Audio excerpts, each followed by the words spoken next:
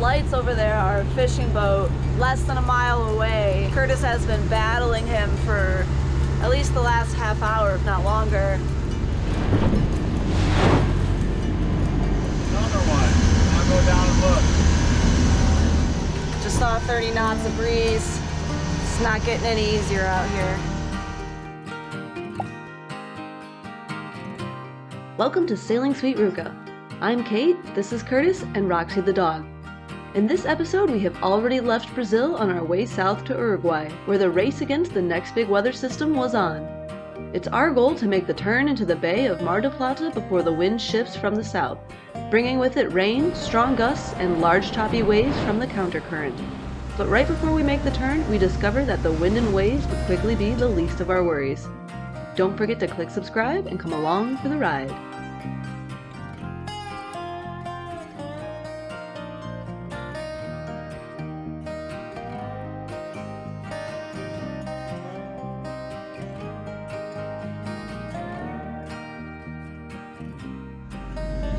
Hey everybody, Kate here on this beautiful sunny morning on day 2 of our voyage to Uruguay, and through the night it blew over 30, I would say mostly 25 to 30. We reefed the main, reefed the jib, and then steadily throughout the night the wind started to die, so we turned on the motor, and then as we started to go, the wind steadily shifted more and more upwind, so we're at about a 41 true wind angle with 4 knots of wind speed. We're enjoying some coffee and some tea, and we'll see what we have in store for lunch later. We've got the engine running so we can use our electric cooker and maybe make up a nice lunch. Alright, let's check it out.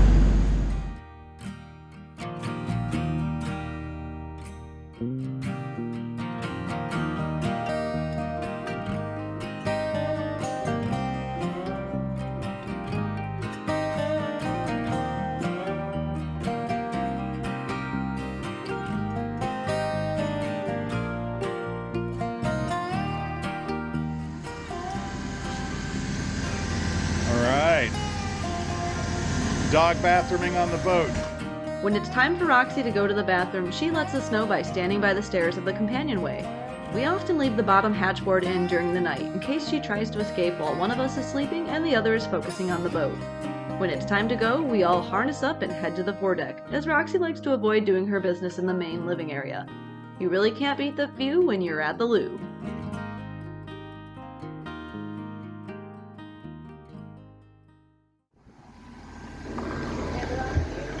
Whoop. Yep. All right, good dog. Oh, good dog. Who's a good dog? You want a treat now? Yeah. Okay. Hey, look at me. You gonna sit? Okay, you stay. Stay. I'll get you a treat. Stay. All right. That's a good dog, eh? Yeah. Good dog.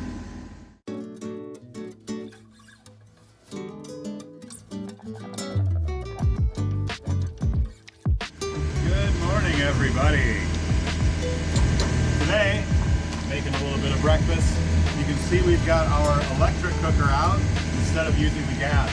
The reason is because we're motoring and we have plenty of battery power right now. Our batteries are full to the max, and we still have power coming from our alternator that needs to be used that's not going anywhere. So we might as well use it to cook with, and then save our propane for when we're trying to conserve battery to feed the autopilot.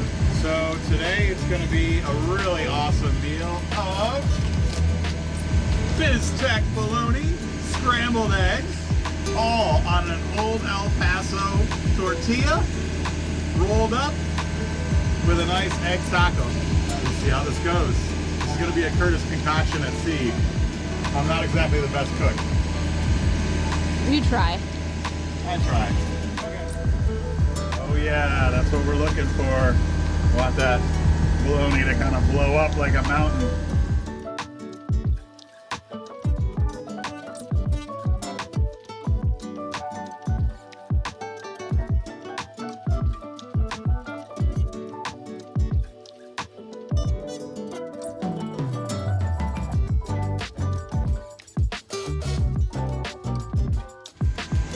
Coffee on the boat, Curtis style. Nice and easy. And then we can get back to sailing. Okay, we've just had my wonderful egg taco breakfast, and now let's check in on the charts here and see what's going on. Okay, here is us right here.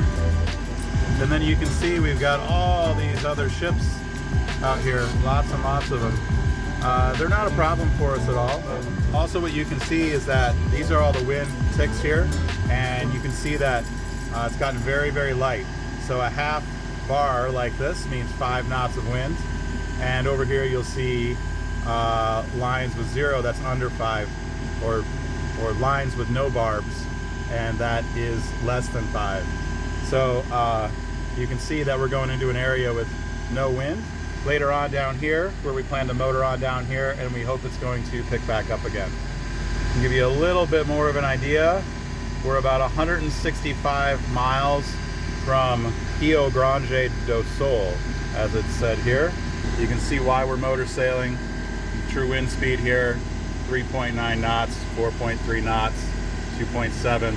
It's really not enough to get us going. Okay, there's your update, and for now it's going to be back to my regularly scheduled morning coffee. I'll catch you guys later. Since we had done so much motoring and the weather was nice and the seas fairly calm, we decided to replenish our fuel tanks. With the current system we have, it's always better to do when the boat is stable. Hey everybody, it is Kate here at sunset, and we have been motoring in less than 5 knots of breeze.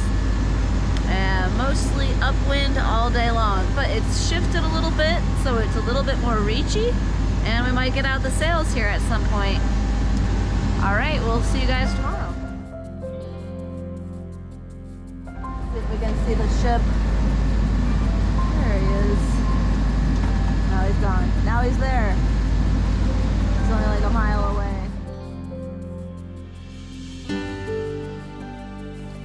It is 20 till 1 a.m. and we are finally sailing. We've got about 10 to 13 knots of breeze. True wind angle is about 153. It's a little bit deep for these wave conditions, so we're a little floppy, but we are sailing around 6.5 knots, so that's really good. However, I'm having this weird anomaly right now. It's saying that the depth is 155 right now, 123. We should be in 3,000 feet of water, so I can't quite figure out why the depth is showing less than that, significantly less than that.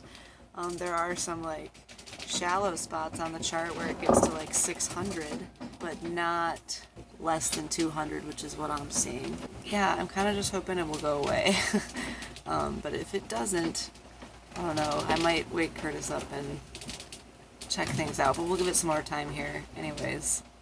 The reason we are way out here instead of inshore is to stay in the breeze. So, and then it will also give us a better wind angle when we get down here and the wind shifts from the south. We can reach right on in instead of having to sail upwind right here. So that is why we are offshore.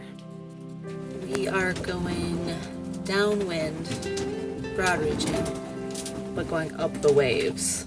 So it's a little bit rocky and rolly. If we can get to like 14, 15 knots of wind speed, then we can get up over the humps. But otherwise, we sort of tip as we go up those waves.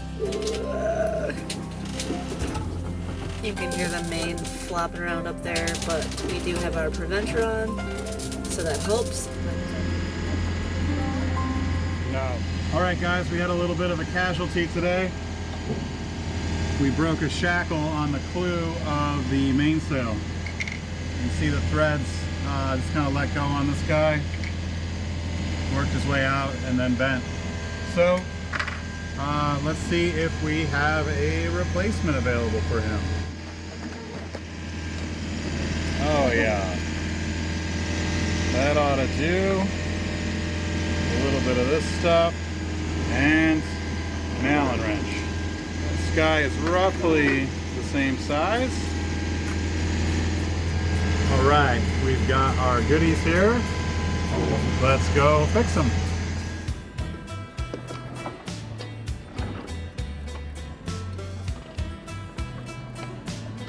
Okay, I'm back. I forgot to let some halyard off so I could get that on there.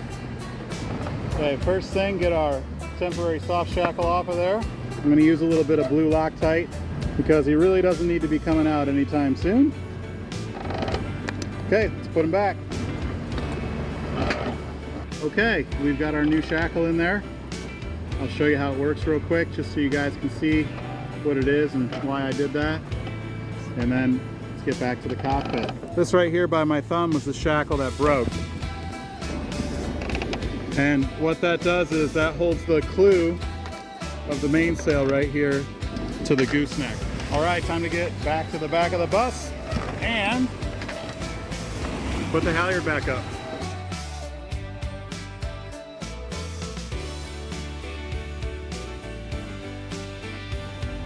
We are still motoring, and Uruguay is right about up there. Maybe just a little to the right. Maybe just a little that way. But we're looking pretty good. Engine's running really well, knock on wood. We've got some clouds that are starting to build over there, so that's telling us that I think we made it through to the next system, which is really good. The pressure dropped a little bit more than what we thought it would. So hopefully everything is still okay and it's not growing into something that we don't know about. But all the grip files are in alignment. Everything looks good. There's no disagreement in any of the grip files, so that's a really good sign as to things to come. We'll see how things go.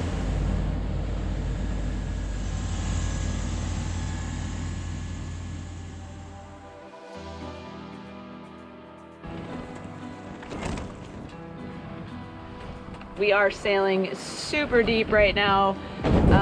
At times, true wind angle is 170, even 180, especially 180 when we're hand steering. Autopilot, we need to get him dialed back in again after our repair. And yeah, so now we are still sailing deep, but the wind should clock around later today.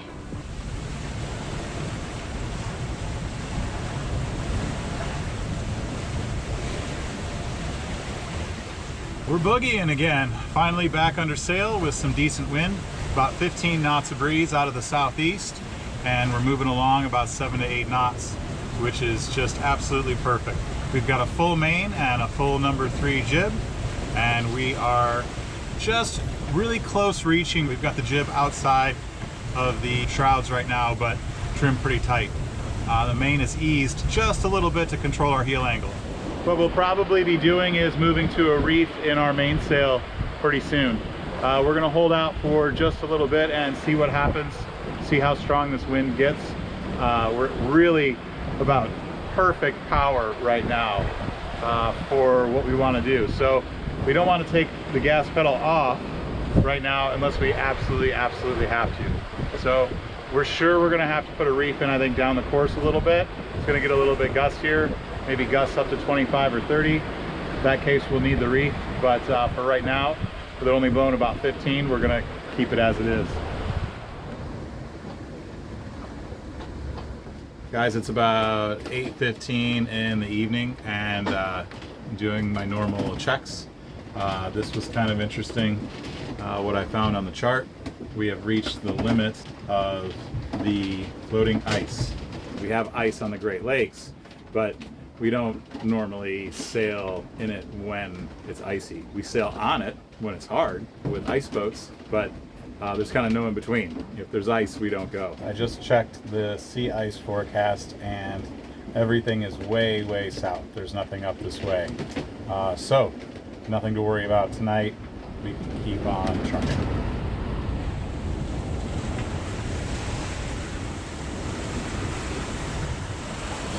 Okay, time to drop a reef in. Trying out the helmet cam so that you guys can get first person view of how it's all done. Okay, let's do this. I might get a little wet. I'm gonna let the boom break off. And now I'm gonna go up and let the bang off.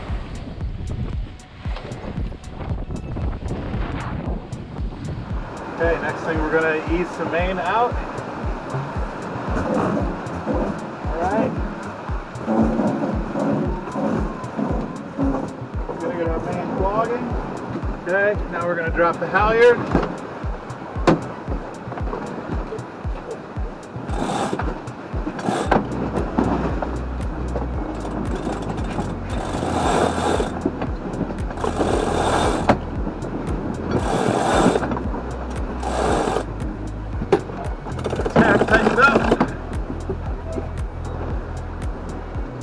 Good. Crank this guy in a little. Look. A little more.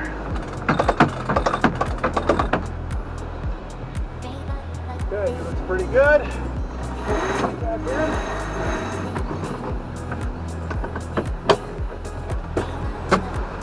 And lastly, we're going to put some more halyard back in.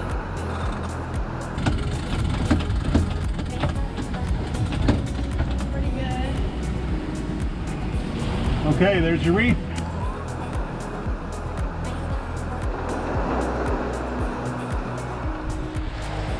All right, now it's time just to do a little bit of cleanup, take care of all the rest of the loose lines and everything, and we're ready to keep on sailing.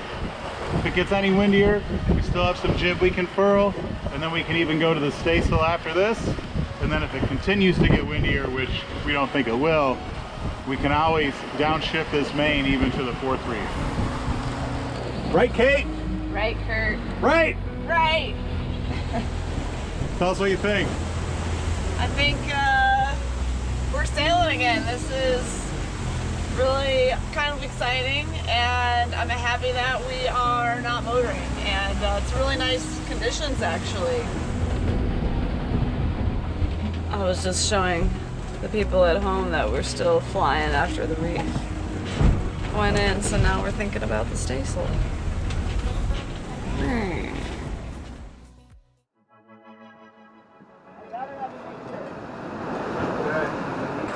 me when you're ready.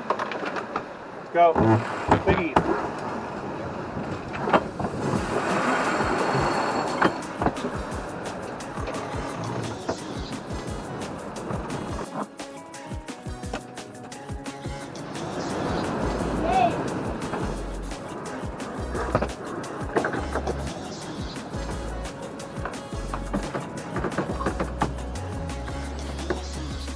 Hoisting.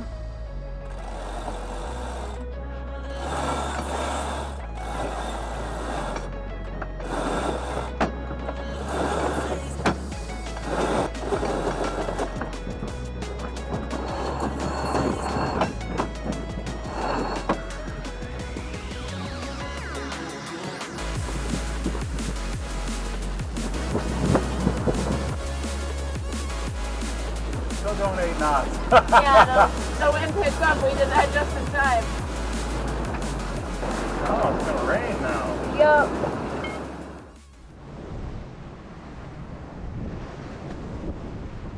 We couldn't believe how fast we were going. The boat was still launching off of waves even with the staysail and 3rd reef.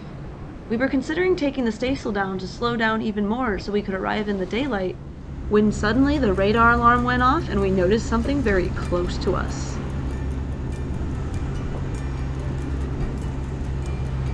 Those lights over there are a fishing boat less than a mile away. Curtis has been battling him for at least the last half hour, if not longer. He keeps changing direction every time we change direction, making a collision course with us. So finally we had to turn on the motor, take down the staysail, and just try to get by him. I think I can make out his stern now, but he doesn't have like colored lights, just a bunch of white bright lights.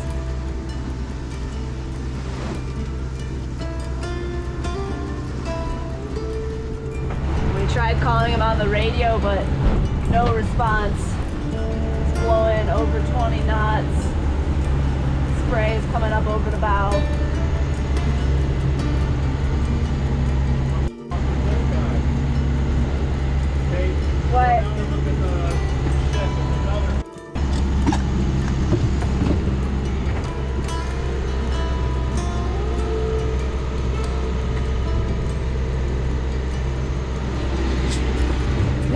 2-foot fishing. Says it's going 3.5 knots. Now it appears almost directly behind this guy there's a second fishing boat, almost 100 feet long, directly in front of us. His AIS just popped on, and he's less than 3 miles from us.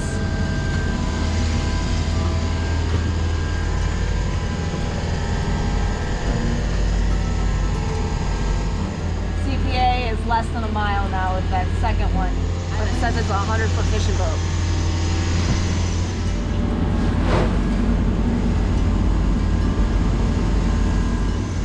We called on the radio, but no response.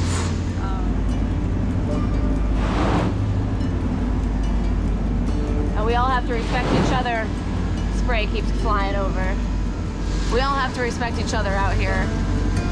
There's rules of the road, but I don't even know what this is. It's just carelessness.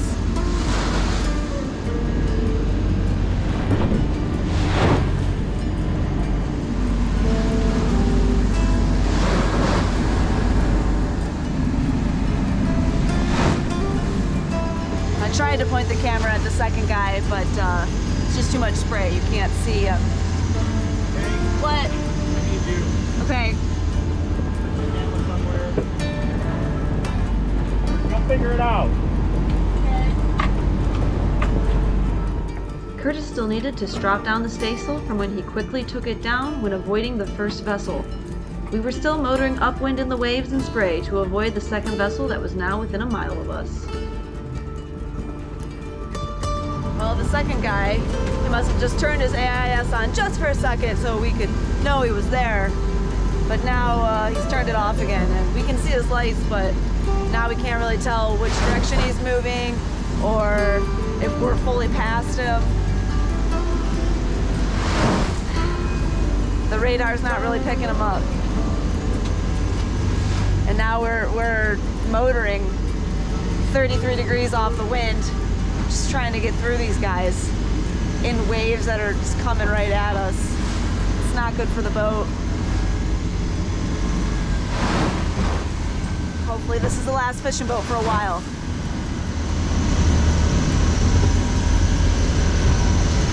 Another one. I'll go down and look.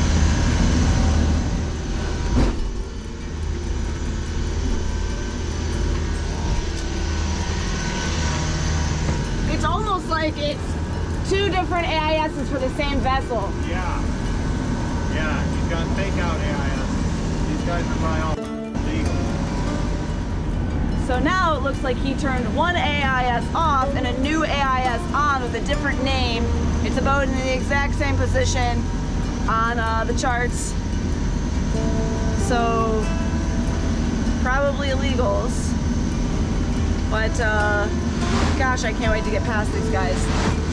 Ugh. God, it shows him pointing like directly at us too, like he wants to hit us.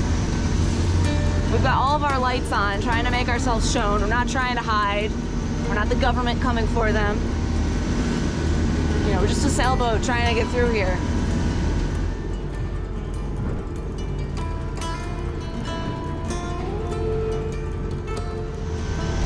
I don't see us getting a lot of sleep tonight.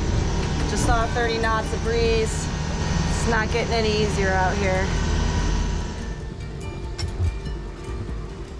What led us to believe that these were illegal fishing vessels were their lack of AIS, the changing of vessel names for the same boat, and the behavior of making a collision course with us. The area we are sailing in is very common for illegal fishing and a real problem, and is considered the world's 6th most profitable illicit economy. In a real-time update, we found out that a few illegal fishing vessels were chased and one was captured by the Uruguayan Navy in precisely the same location we were sailing just a week before. We can't say for sure if the boats we came across were illegal fishermen, but there are a lot of coincidences that lead us to think they might have been. We feel fortunate that our boat handling skills could keep us safe, but now feel we must be much more alert as we head further south. There's something about sailing at night that adds an extra feeling of excitement. Join us next week when we once again make sight of land. A special thank you to our patrons for making these videos possible. Don't forget to subscribe. See you next time!